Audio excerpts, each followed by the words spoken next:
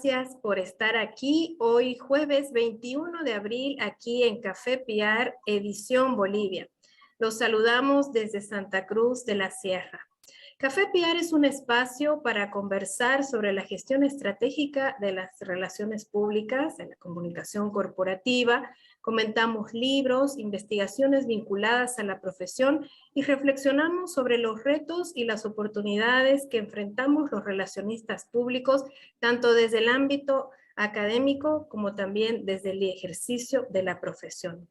Como siempre, un agradecimiento muy especial a Cani Café, el aliado estratégico de Café Piar. Hoy tengo el gusto de conversar y compartir este café con una profesional joven a quien conocí en las aulas y desde mi rol como docente pude rápidamente identificar en ella ese carácter innato de relacionista pública. Ella es la licenciada Noemí Vergara Vargas, de quien daré lectura de su trayectoria profesional.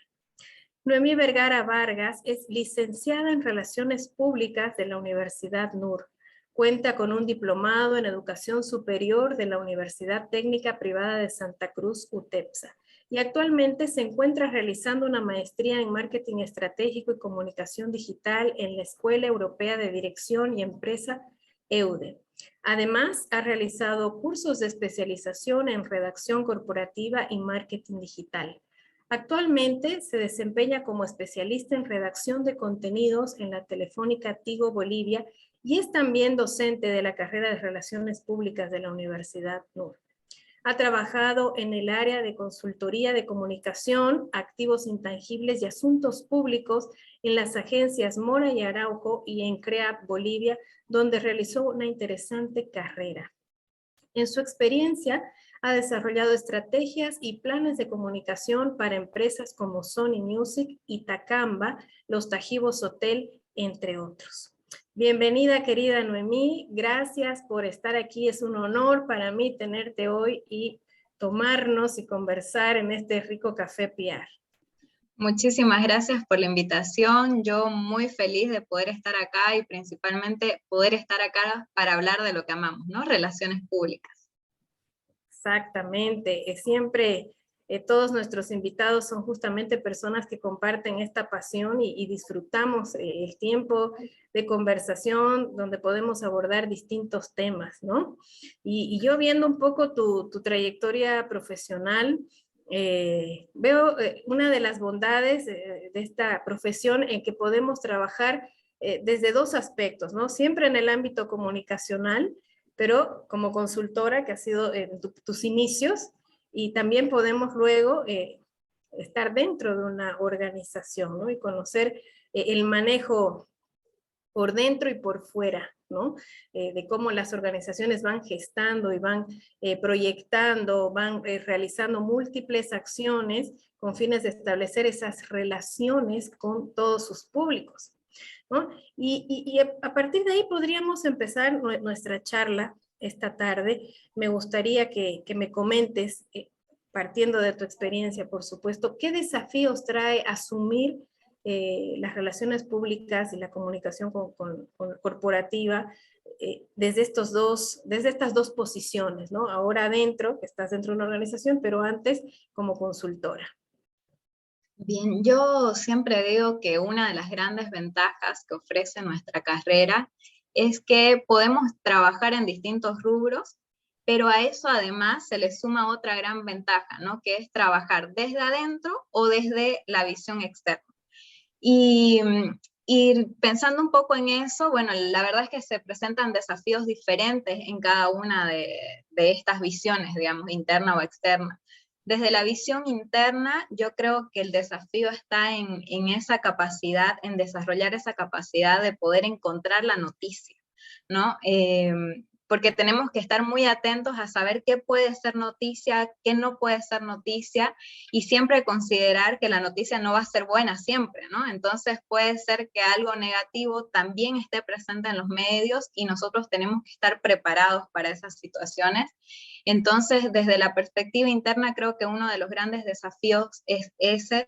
Otro gran desafío también es el poder estar alineados y trabajar y conectar, ¿no? Lo interno con lo externo, es decir, conectar los requerimientos que tiene la organización como tal y también saber trabajar con otras agencias, porque eso es algo que me he dado cuenta en este último tiempo. Se trabaja con muchas consultoras a la vez, que muchas de ellas son especializadas, ¿no? Que eso quizás vamos a hablarlo en un momento, pero creo que eso es uno de los grandes desafíos. Ahora, hablando desde la perspectiva externa, es decir, de lo que he trabajado en consultoría, tiene mucha más relación con el tema de estar atentas a las tendencias, qué es lo que está sucediendo, qué es lo que puede servirle a la marca para la cual nosotros estamos trabajando, pero algo que a mí me pasaba mucho era el tener la capacidad de organizarse, porque tenemos que saber de todo un poco, ¿no? Dentro de las consultoras generalmente manejamos varias cuentas a la vez, y en la mayoría de los casos no tienes relación un rubro con otro, es decir, nosotros podemos a la vez estar viendo la comunicación de un banco, como también paralelamente estamos viendo la comunicación, no sé, para una cementera, ¿no? Y ahí nos damos cuenta de que los públicos son totalmente diferentes, la manera de comunicar va a ser diferente, las tendencias son diferentes. Entonces, esa capacidad de saber de todo un poco y poder elegir qué es lo mejor para cada uno de esos públicos también es un gran reto que se presenta en las consultoras o en las agencias, ¿no?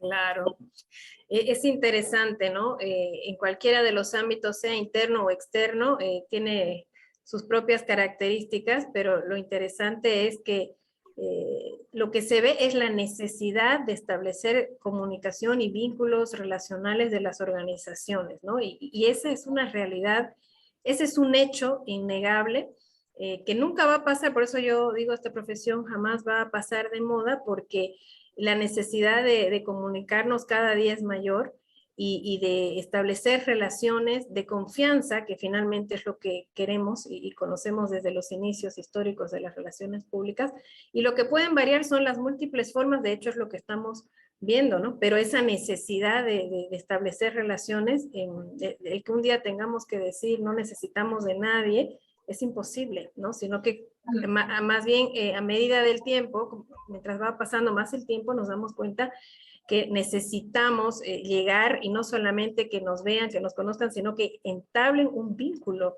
con nuestra organización. Y es en ese crecimiento acelerado que se ha dado, que de hecho, bueno, ha habido una evolución tecnológica interesante, ya desde hace varios años, ciertamente, y más con esta pandemia que incrementó y aceleró un proceso de crecimiento y desarrollo en el uso de nuevas herramientas. Es que también poco a poco han ido surgiendo nuevos espacios de trabajo, ¿no? Y hablar de un productor de contenido digital, o como en tu caso, un especialista en redacción, son posiciones que antes no se veían, no se veían, y que en un principio en realidad la gente ha ido haciendo uso de las redes que han ido apareciendo, las organizaciones también, porque sí, aparentemente amigables y fáciles de manejar. Sin embargo, con el tiempo se dan cuenta que si queremos gestionarlo de manera estratégica, necesitamos un profesional detrás de esa gestión. Entonces ahí, tú que ya estás inmersa en ese espacio de trabajo, yo te preguntaría, ¿cuál es el aporte del relacionista público en estas nuevas formas de comunicación que justamente han surgido a partir de esta evolución tecnológica y un contexto cultural cambiante, ¿no?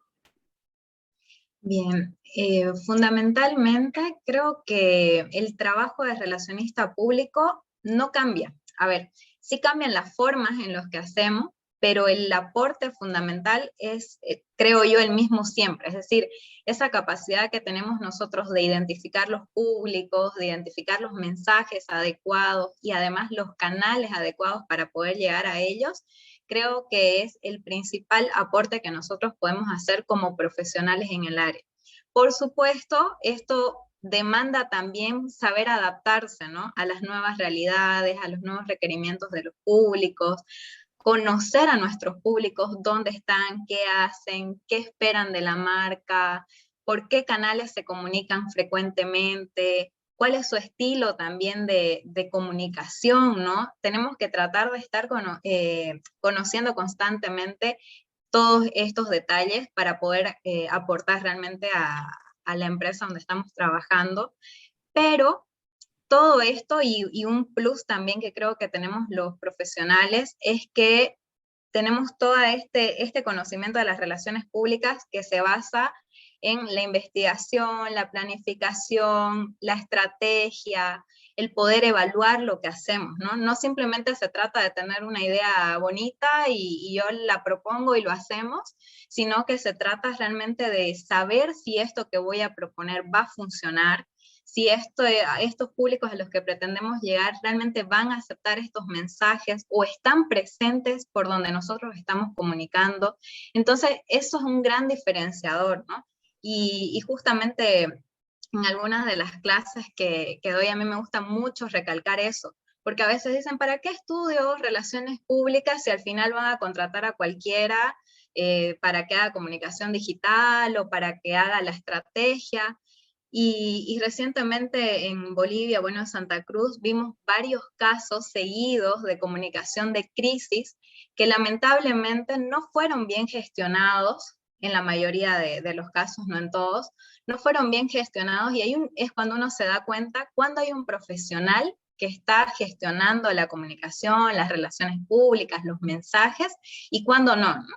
Cuando es una persona simplemente que fue contratada para responder mensajes o publicar memes a una comunicación realmente estratégica, ¿no? Entonces, los canales son diferentes, pero el aporte sigue siendo el mismo. Variamos la forma de comunicar, creo yo. Exacto.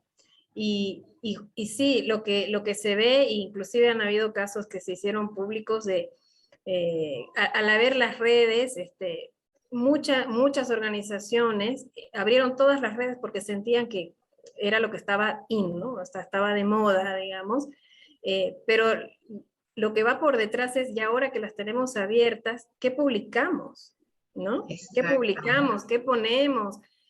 ¿Con qué frecuencia? Y por más que parezca solamente subir elementos, hay que ver qué elementos se suben, quién los va a subir, cómo los va a subir y qué es lo que el objetivo de subir, de poner, de hacer algo, de publicar algo, ¿no?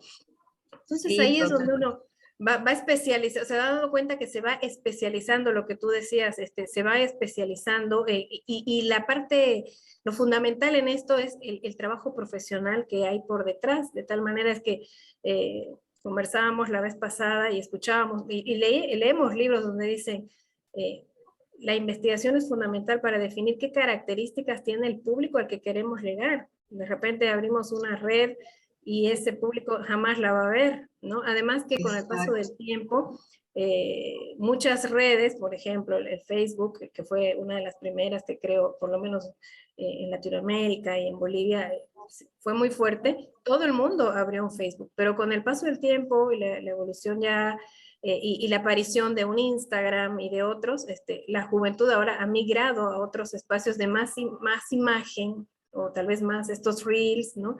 Y menos textos. Eh, y hemos quedado un grupo con preferencia del Facebook, digamos, ¿no? Pero es Entonces, interesante, perdón que sí, la sí. corte, es interesante también ahí poder ver que no todo lo que funciona afuera funciona también en Bolivia, porque si bien es una realidad que gran parte de las personas ha migrado a otras redes, como por ejemplo Instagram, ¿no? O los jóvenes, por ejemplo, están utilizando mucho esas redes. En Bolivia, Facebook tiene mucho impacto todavía o incluso es utilizado como un medio de venta, ¿no? Es un e-commerce, llamémoslo así, para muchas empresas, para muchas marcas, porque los bolivianos todavía somos medio reacios a los cambios. Entonces, también no significa que todas las tendencias van a funcionar en Bolivia, Por lo tanto, nuevamente volvemos a esa importancia de la investigación.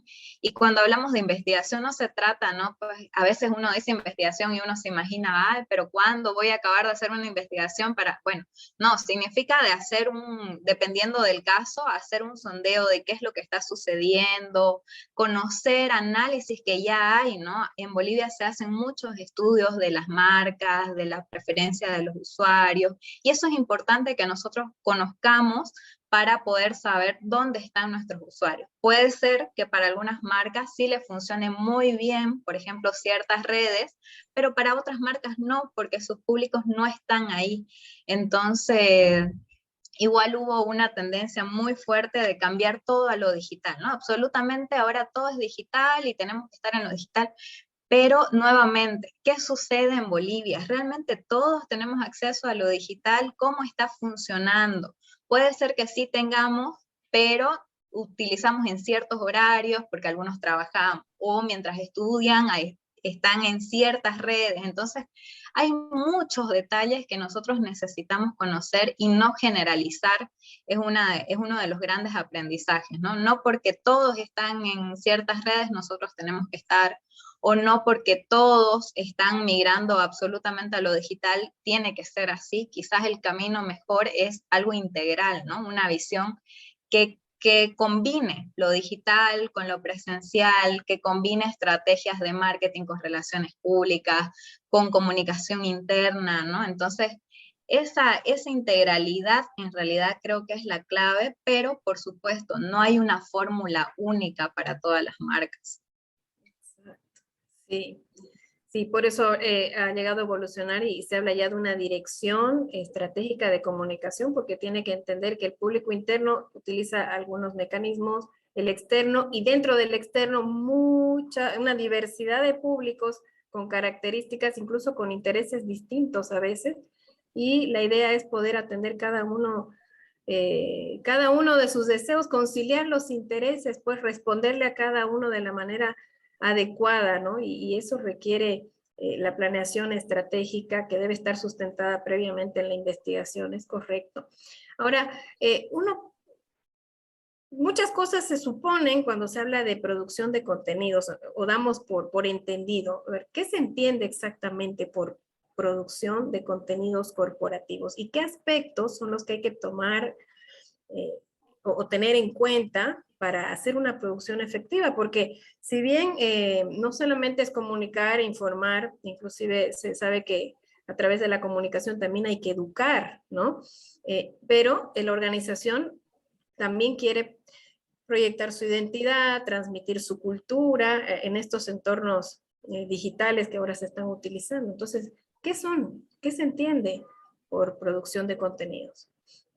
Principalmente creo que el diferenciador clave es que la producción de contenidos corporativos no te vende un producto, ¿no? Te vende justamente todo esto que mencionaba, te vende identidad, te vende cultura, te vende quizás el servicio como tal, pero no te quiero ofrecer algo comercial, sino quiero que me conozcas, y ahí es donde entra la humanización de la marca también, ¿no?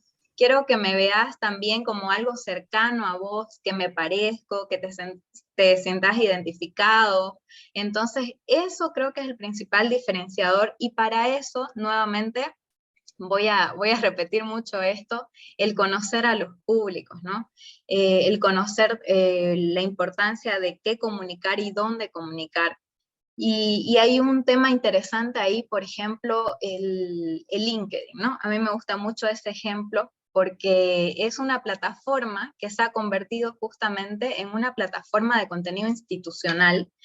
Por supuesto, hay algunos que no lo usan así, pero el fin principal es contenido institucional, es decir, es aquel lugar donde la marca puede mostrarse no para vender su producto, sino puede mostrar sus logros, puede mostrar su equipo, puede mostrar qué es lo que hacen internamente, cuál es su cultura organizacional y por supuesto esa proyección de imagen en estas plataformas, en estas nuevas plataformas, también atraen talento, ¿no? Entonces es como que esta comunicación, esta producción de contenidos tiene distintos fines, por supuesto que sí, pero en muchos casos lo podemos utilizar para fines específicos, como por ejemplo esto, ¿no? Proyección de una reputación de marca, proyección o atracción de talento. Entonces hay distintas formas de utilizar este contenido institucional y este contenido nuevamente va a ser diferenciado según la plataforma que nosotros utilicemos.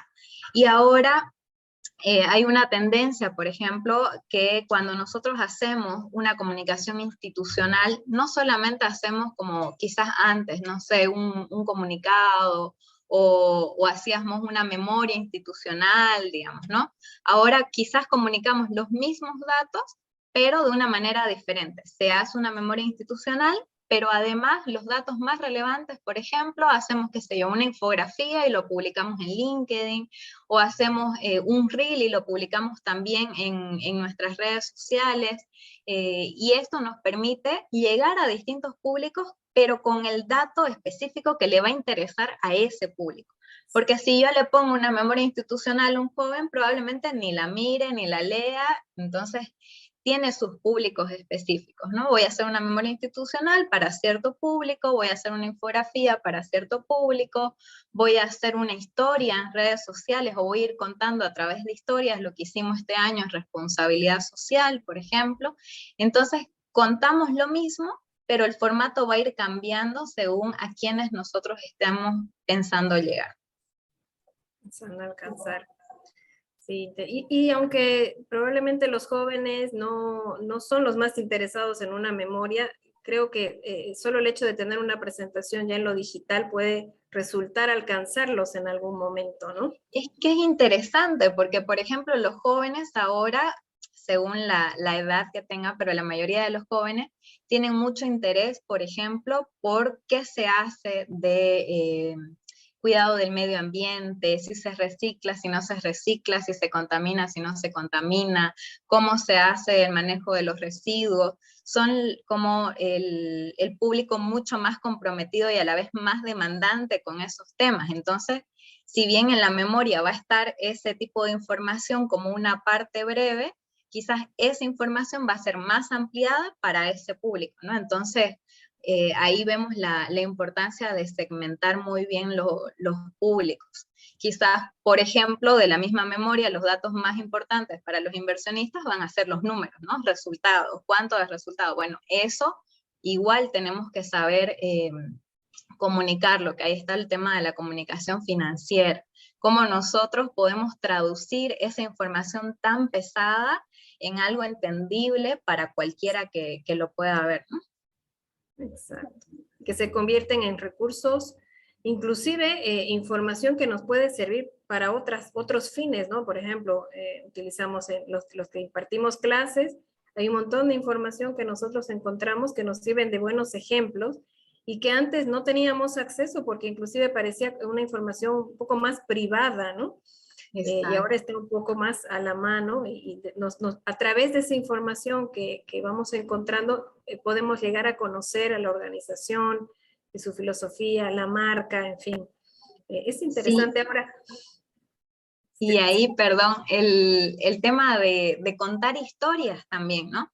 Es súper interesante para la producción de contenido, cómo yo te cuento historias que te atraen sin necesidad de yo venderte algo en específico. Es decir, yo te puedo mostrar el resultado de toda la campaña o de todo el programa de responsabilidad social, quizás en un video, pero puede ser que no te interese ver el video. Si yo te muestro a una persona que fue beneficiada con esos programas y esa persona te cuenta qué fue lo que ella vivió, quizás el impacto sea diferente. Entonces, ahí está el tema de la importancia también de saber producir buenos contenidos y saber encontrar esas historias. Y ahí vuelvo a la primera pregunta donde hablábamos de la diferencia entre la comunicación desde adentro y desde afuera. Bueno, el saber encontrar esos puntos, esas personas que nos pueden ayudar a contar mejor lo que nosotros tenemos, es lo que nos puede diferenciar. Y la verdad es que es un reto grandísimo, ¿no? Porque a veces las empresas o las empresas grandes o pequeñas, cualquiera, tienen mucho que contar, tienen datos interesantes, pero no lo saben hacer.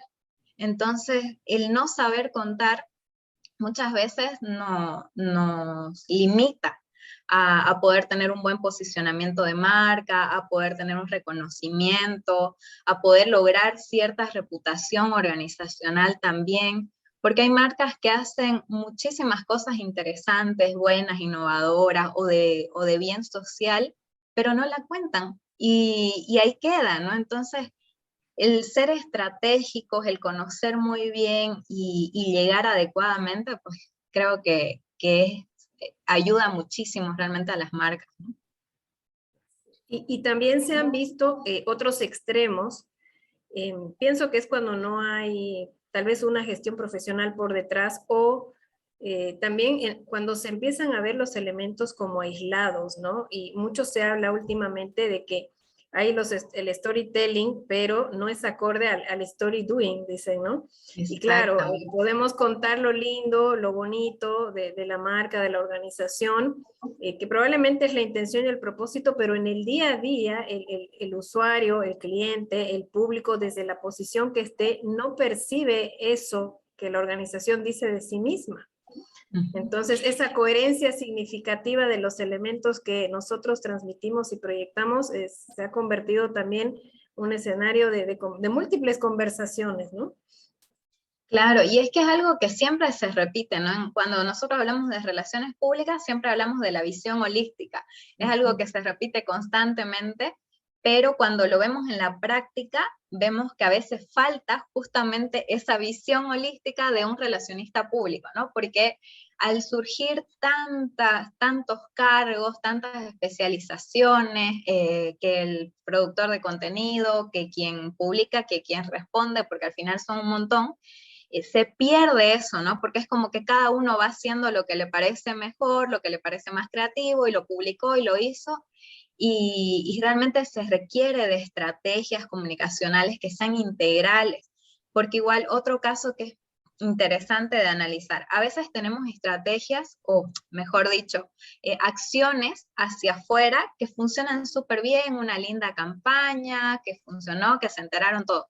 Alguien llega a la organización, le pregunta a un trabajador y el trabajador no tiene idea de lo que está sucediendo, de lo que le está preguntando el cliente, y ahí uno se da cuenta de que no fue nada integral, ¿no? Fue una acción que hizo marketing, por ejemplo, y salió con todo, con bombos y platillos, pero al final, si mi trabajador no tiene idea de lo que está sucediendo, pues claramente no va a funcionar, porque eso a la larga va a generar conflictos con los mismos clientes. Puede ser que le haya traído la publicidad o las acciones de marketing, pero cuando llega y el servicio al cliente no tiene idea, se va a molestar, se va a quejar. Entonces, ahí la importancia de ser estratégicos, de ser integrales, de tener una visión que realmente abarque todo y no es como que, bueno, soy de relaciones públicas, no me importa qué hace el de marketing, no me importa qué hace el de comercial, no.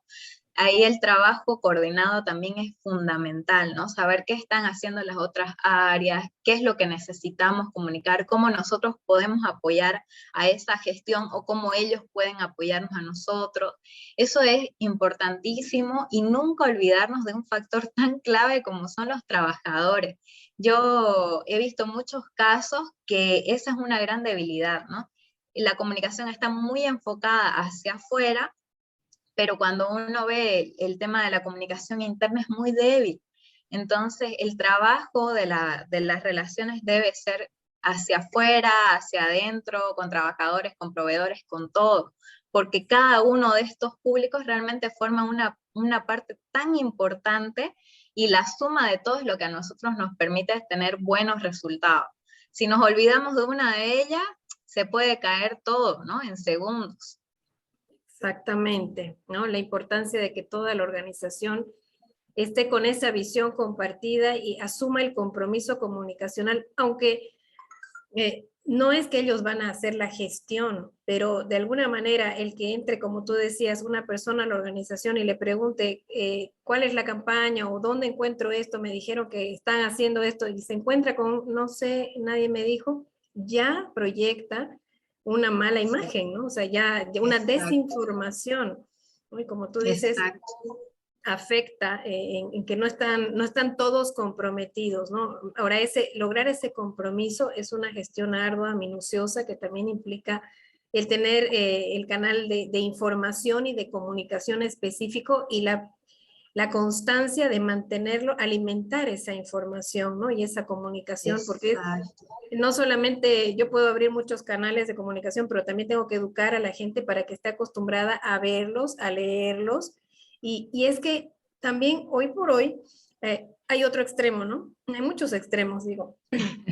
Vivimos una saturación de información, se habla de la infoxicación, ¿no? Y eso hace que a veces, entre tantas cosas que recibimos, discriminamos las más importantes probablemente en un tema de tiempo, en un tema de contenido, ¿no? Puede ser que sea más importante enterarme de esto ahora por la premura del tiempo, porque es necesario que yo ahora lo sepa, o puede ser que deje de ver lo que era más importante en cuanto a contenido, que necesito saberlo, ¿no? Ujú. Y también están las famosas fake news, ¿no? Hay una saturación. ¿Qué, ¿Cómo educar en ese sentido? Porque ahí realmente hablamos, ¿no? De educar a la gente y al público interno también, y también hacia nuestros otros públicos. ¿Cómo educamos para saber, entender, discernir? Es tan complejo, la verdad, este tema porque avanza muy rápido, ¿no? Avanza súper rápido, al menos el tema de la fake news, porque culturalmente en Latinoamérica y también en Bolivia, por supuesto, tenemos esta cultura de no verificar la información. Es decir, me llegó algo, como a mí me lo mandó mi prima, bueno, yo confío en que la información está bien, la comparto. Y lo peor es que la comparto en todas mis redes sociales, ¿no? Para que todo el mundo se entere porque por ahí les sirve. Y lo que estamos compartiendo no es información que sea real. Entonces, el gran problema es ese, no estamos acostumbrados culturalmente a verificar la información.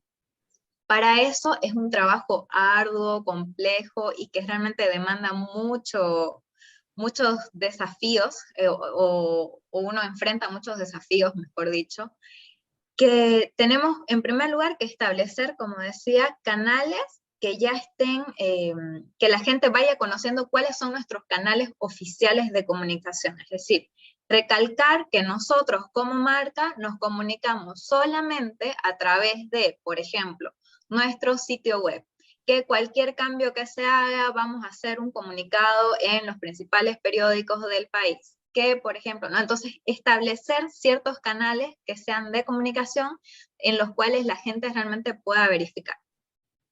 Además, otro punto que es importante también y que lamentablemente tenemos que nosotros siempre tenerlo, digo lamentablemente porque es una realidad, siempre nos enfrentamos a crisis. Siempre, no importa el rubro y ahora más con las redes sociales estamos mucho más expuestos, entonces nosotros necesitamos tener un protocolo de crisis, sí o sí, ¿no? Y eso es algo que las empresas no están acostumbrados, son muy pocas las marcas que realmente cuentan con un protocolo establecido que determine quiénes son las personas que pueden responder, que determinen cuál es el proceso que se debe seguir, que tenga ciertos mensajes ya predeterminados para el momento poder responder con agilidad y no estar buscando a último momento qué decimos, quién va a decir, quién va a salir. Eso es importantísimo porque lamentablemente, y ahí vuelvo al tema, lamentablemente sí nos enfrentamos a esta infoxicación, a estas fake news que nos generan problemas graves en muchos casos y en otros que son un poco más llevaderos. Entonces, fundamental para mí es poder establecer canales que sean ya de la marca y que la gente conozca, y un protocolo de crisis es fundamental para poder estar preparados. Eso es algo que también nos debe diferenciar, no responder ese momento, buscar qué es lo más bonito, porque en ese momento estamos saturados, los medios ya necesitan respuestas rápidas, la gente necesita respuestas rápidas y no podemos recién estar pensando en qué vamos a hacer. Nosotros ya deberíamos estar preparados o más o menos preparados, porque uno nunca está 100%, pero por lo menos tener una base sobre lo cual nosotros podemos trabajar. Y respecto a la infoxicación, creo que algo que nos ayuda mucho o lo que nosotros debemos trabajar o buscar es la diferenciación. Existe tanto contenido que nosotros debemos buscar algo que sea diferente y atractivo a la vez. Y para eso también es importante utilizar los canales adecuados. No se trata de comunicar todo en todas partes, se trata de comunicar lo que sea adecuado para esos canales, para ese momento y para ese público. Lamentablemente muchas personas o muchas marcas todavía piensan en eso, ¿no? De que, bueno, vamos a anunciar tal cosa, pónganlo en todas las redes y lo quiero ver en todo, quiero ver a todos los medios acá, y no funciona así, ¿no? Eh, y bueno, creo que tenemos que trabajar muchísimo en eso, es un gran desafío, no es fácil, y quizás no haya una fórmula secreta para luchar contra eso, pero desde mi experiencia creo que lo que puede ayudar es esto. Sí, es verdad. Y a veces uno encuentra, ¿no? Que una misma persona postea lo mismo en su Facebook, en su Instagram, es exactamente lo mismo. Y poco a poco uno también va entendiendo, bueno, las características de cada una de las redes que demandan también un trabajo más particular. O sea, trabajaré mejor la imagen si es para Instagram, puedo poner un poco más de texto si es en Facebook. O sea, cada una tiene y se ven grandes especialistas que lo van haciendo muy bien y bueno, es un campo en el que tenemos que ir aprendiendo más o menos sobre la marcha, ¿no? La verdad es Totalmente, porque es súper cambiante además, ¿no? No es exacto. que uno aprende ahora y ya lo sabe para toda la vida. La comunicación digital cambia, pero todo el tiempo. Entonces uno tiene que estar ahí al tanto de qué es lo que va sucediendo para poder ajustarse y adecuarse. Pero no se trata también de estar presente en todos lados, porque es peor tratar de estar presente y estar comunicando lo mismo en todos lados a mejor enfoquémonos en una o dos plataformas y hagamos un trabajo, pero realmente muy bueno, ¿no? Que nos diferencie. Si logramos eso con una, con dos redes, bueno, vamos avanzando, pero no se trata de hacer las cosas de golpe y de decir, bueno, ahora vamos a comunicar o diferenciado, porque también es un trabajo súper arduo, ¿no? El poder desarrollar contenido para una plataforma, para otra plataforma, o hacer un posteo no es lo mismo que hacer una historia en una misma red. Entonces, todo eso demanda tiempo, demanda personal, demanda presupuesto. Entonces, es algo que por supuesto hay que considerar, pero hay que ir haciéndolo conforme se pueda. No porque todos lo están haciendo o porque dicen que funciona, bueno, metamos ley y al final lo terminamos haciendo mal, es mejor no hacerlo, hacerlo mal. Exacto, no es solo porque esté de moda, ¿no? Ujú, Es verdad. exacto. Ahora, tal vez también hay organizaciones que todavía se están moviendo en entornos organizacionales tradicionales en este sentido. ¿Y cuál es el consejo o la recomendación para estas organizaciones de modo que no queden rezagados o marginados en este mundo digital, ¿no? En el que ya vivimos? Sí, la digitalización, la virtualidad es algo que no se puede negar y que no se puede ir en contra. Entonces, las marcas deben adaptarse. Volviendo a lo que decía hace un momento, a su ritmo, pero deben hacerlo. No pueden decir, bueno, no, porque yo tengo una marca que es familiar o que mi rubro no tiene nada que ver con lo digital, porque me ha pasado, por ejemplo, hicimos una estrategia para una marca que era del agro. Y lo primero que me dijeron cuando yo presenté parte de la estrategia estaba la comunicación digital y me dijeron, no, porque mi gente está en el campo y no va a haber, a mí solamente me interesa llegar con la radio, por ejemplo. Y es interesante por eso la importancia de tener datos, ¿no? Bueno, resulta que la gente que venía del campo, para poder llegar a la ciudad a buscar qué iba a comprar, buscaba por Facebook. Entonces ahí uno se da cuenta de que si bien su principal canal de comunicación probablemente sea la radio, cuando tomaba la decisión de comprar algo en la ciudad que venía exclusivamente para eso, lo hacía por Facebook. Entonces no es asumir de que porque mi gente o mi cliente está en el campo no necesito de eso, sino realmente estar adaptándonos porque es una realidad y tenemos que hacerlo. Por supuesto, lleva un proceso, ¿no? El conocer cómo lo vamos a hacer, quién se va a hacer responsable, porque igual ahí surge un problema. Ok, yo tengo una persona que hace marketing, que hace relaciones públicas, que hace comunicación interna, y encima le voy a poner esto de hacer una estrategia y convertirse en digital, no lo puedo hacer. Pero sí, en realidad sí tienen que hacerlo, porque se trata de un tema de supervivencia. Las marcas que no tienen la capacidad de adaptarse son las marcas que van desapareciendo. Y clarísimo ejemplo, en la pandemia, las marcas que se adaptaron más rápidamente a los procesos digitales son las marcas que ahora están funcionando mejor o que han logrado adaptarse y sobrevivir, ¿no? Muchas otras que no fueron capaces de adaptarse a esta comunicación digital o a este proceso de digitalización, porque no solamente es comunicación, es más lento, ¿no? Es más lento, es más difícil. Y ahora para el relacionista público, para el profesional que está trabajando dentro de estas empresas muy tradicionales, es un reto más grande todavía, pero lo principal es capacitarse. Yo siempre digo que hay que trabajar mucho, muchísimo en el autoaprendizaje. No se trata de limitarse, sino ahora la misma virtualidad a nosotros nos abre grandes puertas.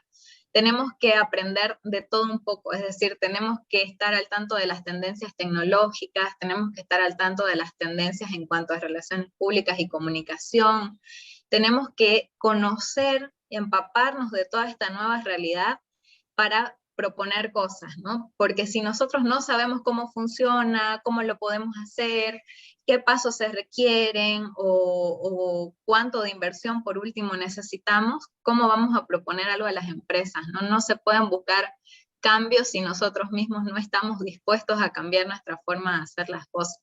Entonces creo que es fundamental que nos preparemos, que estemos en constante búsqueda de tendencias, de aprendizajes, y con eso proponer. Y bueno, la verdad es que ya también depende mucho de los directivos, ¿no? Hay un punto en el que uno hace, propone, pero depende ya de los directivos, de la estrategia que tengan para la empresa y sus proyecciones. Sí, y claro ejemplo es la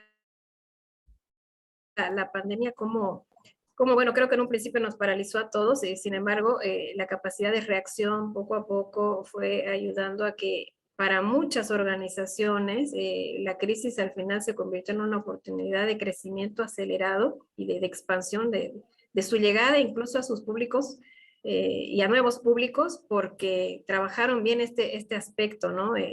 Bueno, dar el salto, ese salto a la tecnología. Fue todo un aprendizaje, como decías antes, sobre la marcha, pero también que requiere esa actualización. Incluso en temas de educación, antes no creíamos en que podíamos aprender bien de manera virtual o remota, ¿no? Y de hecho, incluso en Bolivia, a nivel gobierno, la educación virtual no estaba validada. Y es un hecho que tal vez no estábamos preparados en principio, pero hoy por hoy, casi 2 años después, hemos aprendido muchísimo y ya podemos empezar a hablar de una educación virtual y no solamente de una educación remota de emergencia, digamos, que es lo que sucedió al principio. Y más bien se ha convertido en una oportunidad de acercarnos a otras universidades de otras partes lejanas del mundo y tenerlas cerca y poder seguir avanzando sin tener que renunciar a nuestro trabajo, a nuestra vida y tener que irnos de viaje para poder acceder, sino que se ha acercado hasta nuestra casa, digamos, ¿no? Y claro ejemplo, este espacio en el que estamos. Así es, ¿verdad? El ejemplo más cercano que tenemos en este momento, ¿no? Que ha sido tan beneficioso y nos permite poder estar cerca con personas que a veces viviendo en la misma ciudad no podemos conversar como quisiéramos, ¿no? Es verdad. Ha tenido sus aspectos negativos, tristes y dolorosos la pandemia, pero también en otros ha significado crecimiento, cambio, evolución, una oportunidad también, ¿no? Es verdad, es verdad. Sí, y perdón, ahí agregando un poco más, cuando nosotros hablamos de estos procesos o estos entornos digitales que nos permiten acercarnos a los públicos, es a no tenerle miedo y no pensar directamente en que, wow, tengo que hacer todo un proceso de cambio total de mi organización para convertirla en para que viva la transformación digital, la tan anhelada transformación digital, sino son pequeños cambios que nos permiten ir poco a poco, conforme a nuestra realidad de la empresa, ir acercándonos. Pequeños cambios, por ejemplo, si antes la gente tenía que ir a mi oficina para conocer mis productos, ahora yo ofrezco, hablando de empresas pequeñas, por ejemplo, ¿no? Ofrezco mi servicio a través de WhatsApp. Tengo mi catálogo en WhatsApp. La gente no necesita ir hasta mi tienda, sino que yo le envío el catálogo. O, por ejemplo, la gente no necesita llamar para poder tener información sobre lo que yo ofrezca, sino que puede mandar un mensaje por WhatsApp, porque ahora, por ejemplo, WhatsApp se ha convertido en una de las plataformas más utilizadas para todo, ¿no? Para educación, para trabajo, para venta. Entonces, son esos pequeños cambios que me permiten acercarme a los públicos, ofrecer una mejor atención y, por supuesto, ir de a poco en este proceso de digitalización, de virtualización. No se trata nuevamente de ir de golpe, se trata de ir haciendo esos cambios que son necesarios y a partir de ello, pues vamos avanzando, ¿no? Es peor quedarse estancado porque no podemos hacerlo grande, bueno, mejor vamos avanzando y conforme vamos avanzando, vamos mejorando, ¿no? Correcto. Sí, es un cambio de mentalidad también, un cambio de cultura, ¿no? Un cambio del modo de ser y hacer las cosas, de acuerdo a lo que el contexto ahora nos demanda, con fin de estar siempre a la vanguardia y no quedar rezagados, ¿no? Sí. Nuevamente. Interesante, Noemí, todo lo que nos has podido contar ahora, los casos, la experiencia tuya transmitida, de verdad que importante porque la tecnología es nuestro pan diario, ¿no? Muchos procesos hacemos ahora desde nuestro celular y a través del internet y definitivamente necesitamos comprender y entender estos temas, ¿no? Entonces, ya para el cierre, para estas nuevas generaciones, ¿cuál es tu recomendación respecto de cómo deben prepararse y cuál debe ser su visión de formación y de crecimiento para poder asumir con toda la responsabilidad que significa el trabajo de las relaciones públicas desde estas posiciones, desde estas nuevas formas de comunicación? Bien. Yo creo que no hay que limitarse con el aprendizaje. Eso es algo que nos ayuda mucho. A veces he escuchado colegas o amigas que dicen, no, pero ¿cómo yo voy a aprender de, no sé, pues de comunicación digital o de marketing digital? Yo no quiero saber de marketing. Yo estudié relaciones públicas. Y no, no se trata de eso, no, no porque nosotros aprendamos o hagamos un curso o simplemente nos pongamos a ver videos, qué sé yo, en YouTube, no se trata que me voy a dedicar a hacer eso, sino que me permite como relacionista público tener esa visión integral de qué está sucediendo, qué funciona, qué no funciona, dónde están los públicos. El mantenerse actualizados realmente es importantísimo. Estamos en un mundo de que las relaciones públicas no se trata de hacer una nota de prensa, no se trata de hacer una conferencia, no se trata de hacer una estrategia simplemente para medios tradicionales, sino esa visión integral la necesitamos. Y para poder tener esa visión integral necesitamos seguir capacitándonos constantemente. Y todo ese aprendizaje nos sirve. Tampoco limitarse en cuanto a los trabajos, ¿no? Si uno va a entrar a trabajar desde una consultora, desde un puesto que sea más operativo quizás, todo ese aprendizaje realmente a uno le ayuda muchísimo porque al momento ya de que uno va creciendo profesionalmente, conoce ese trabajo del día a día, ese trabajo más operativo y al entenderlo para uno también es más fácil proponer ciertas cosas, ¿no? Ciertos cambios o ciertas mejoras. Entonces, no discriminar ni trabajo ni estudio. Todo suma al crecimiento profesional. Y esa es una de las cosas que he aprendido y que realmente valoro mucho también de la gente que en algún momento me dio el consejo y espero también que otros profesionales puedan aplicarlo y crecer, ¿no? Porque La carrera de Relaciones Públicas tiene todavía mucho futuro, pero demanda de eso, de estar actualizados, de conocer la nueva realidad, de cómo funciona, por ejemplo, ahora las relaciones públicas digitales, ¿no? Cómo hacemos una conferencia de prensa virtual, cómo le enviamos la nota de prensa la acompañamos de una infografía o no, o sea, son cositas que van haciendo la diferencia y que son apasionantes, porque son cosas que uno disfruta también, porque hacer siempre lo mismo no tiene mucho sentido. Entonces es cuestión de apasionarse siempre por lo que uno hace. Así es. Esa frase de cierre me gusta, ¿no? Que tu trabajo se vuelva tu profesión y luego tu trabajo sea tu pasión. Creo que no hay cosa más linda, ¿no? Dedicarse a lo que a uno le apasiona y obtiene grandes satisfacciones, distintos tipos de gratificaciones y satisfacciones, ¿no? Qué lindo, querida Noemí. Muchas gracias de verdad por tu tiempo. Yo sé que tu trabajo te demanda y que no siempre, además que compartes tu tiempo con la docencia, así que te agradezco por transmitirnos tu experiencia, por hablarnos, explicarnos estos temas novedosos de una manera sencilla pero clara, ¿no?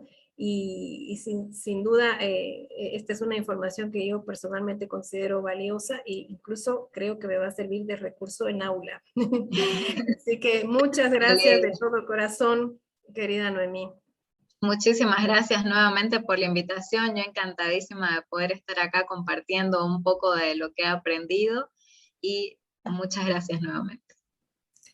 Bien, entonces hoy estuvimos hablando de las relaciones públicas en la producción de contenido digital.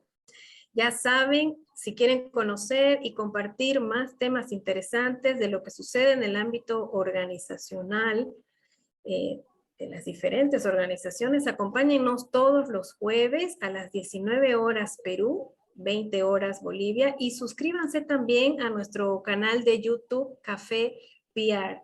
Y si quieren conocer de manera simple y clara sobre los campos de acción de las relaciones públicas, no olviden visitar la plataforma www.solorsanocapacitacion.com.